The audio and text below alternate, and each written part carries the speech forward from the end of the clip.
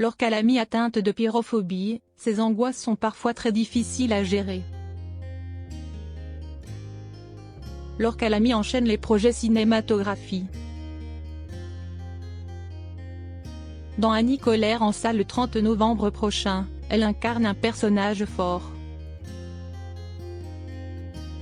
Une ouvrière enceinte de son 3e enfant qui décide d'avortement illégalement. Si puissante face caméra, l'actrice l'est beaucoup moins quand les lumières s'éteignent. Tout le monde s'arrache Laure-Calamy, élevée au rang de star après sa participation à la série 10%.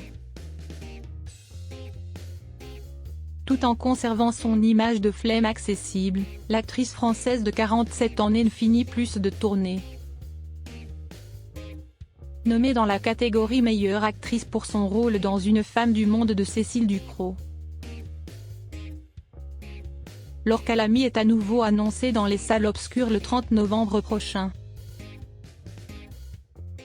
Dans Annie Colère, l'actrice y incarne le rôle d'une ouvrière qui tombe accidentellement enceinte de son 3e enfant en 1974. Quelques mois avant la promulgation de la loi Veil adoptée en janvier 1975 et qui légalise le droit à l'avortement. Annie fait alors la rencontre du MLAC, Mouvement pour la liberté de l'avortement et de la contraception, qui pratique les avortements illégaux aux yeux de tous.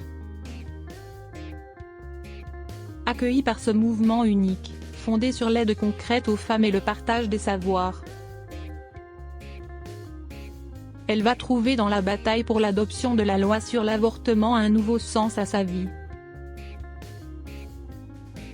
Seule une femme sûre de ses convictions et avec un caractère solide peut endosser un rôle aussi fort. Laure-Calamy l'est dès qu'elle se retrouve devant une caméra, mais elle devient une toute autre femme quand le jeu d'actrice n'est plus là. Une femme qui peut parfois faire face à des angoisses comme le racontent des personnes qui la connaissent très bien dans le journal du dimanche. Parfois c'était galère, on ne savait plus où la foutre. L'occasion par exemple d'apprendre que Laure-Calamy n'aime pas l'exercice de la promotion. Ça peut la mettre dans des états pas possibles, 2 jours d'angoisse avant de passer à Télématin, confie Caroline Vignal au JDD. Réalisatrice qui a dirigé Laure-Calamy dans Antoinette dans les Cévennes, rôle grâce auquel la comédienne a décroché le César de la meilleure actrice en 2021. Elle se cache souvent derrière son rire, ajoute Catherine Higel qui a mis en scène la comédienne dans la pièce Le jeu de l'amour et du hasard, avec Vincent de Dienne également. Quand elle se met à s'esclaffer, si est-il qu'il y a une frontière à ne pas franchir. Si est-il avec cette pièce que Laure-Calamy avait décroché le Molière de la meilleure comédienne dans un spectacle privé en 2018.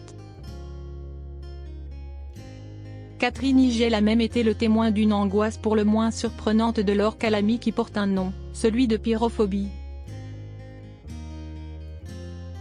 Il s'agit là d'une peur pathologique du feu. Dans les hôtels, elle vérifiait toujours si elle pourrait s'enfuir par la fenêtre en cas d'incendie. Sinon il fallait qu'elle change de chambre. Parfois c'était galère, on ne savait plus où la foutre. Se souvient Catherine Higel en repensant à la tournée du Le jeu de l'amour et du hasard. Maintenant tout le monde sait qu'il faut prendre certaines dispositions avant d'amener Laure-Calamy en tournée.